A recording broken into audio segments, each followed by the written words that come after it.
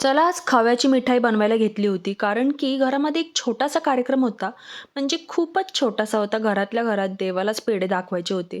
त्यासाठी आहे ना, मी इथे थोडासा खवा आणला होता आणि म्हटलं त्याचेच आपण पेढे बनवूयात. घरच्या घरी आहे ना, असे खव्यापासून पेढे मी पहिल्यांदाच बनवायला घेतले होते. सगळ्यात आधी खवा आहे ना, एका भांड्यात काढून घेतला आणि आहे ना, छान असं तूप सुटेपर्यंत परतवून घ्यायला सुरुवात केली होती. त्याच्यामध्ये थोडीशी साखर टाकली. पुन्हा आहे ना, सगळं छान असं एकजीव करून घेतलं आणि त्याचबरोबर थोडेसे केशरवालं दूधसुद्धा टाकलेलं आहे.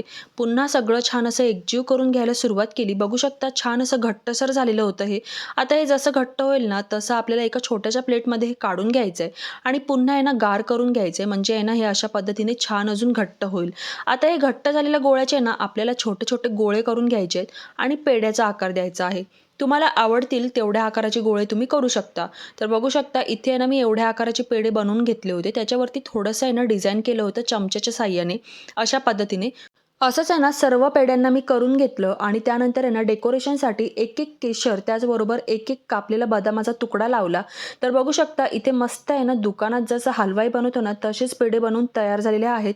दुकानात आहे ना, खूप जास्त हे महाग असतात पेढे. त्यापेक्षा घरातल्या घरात अशा पद्धतीने तुम्ही बनवू शकता. रेसिपी कशी वाटली नक्की कमेंटमध्ये सांगा. भेटू पुढच्या व्हिडिओमध्ये.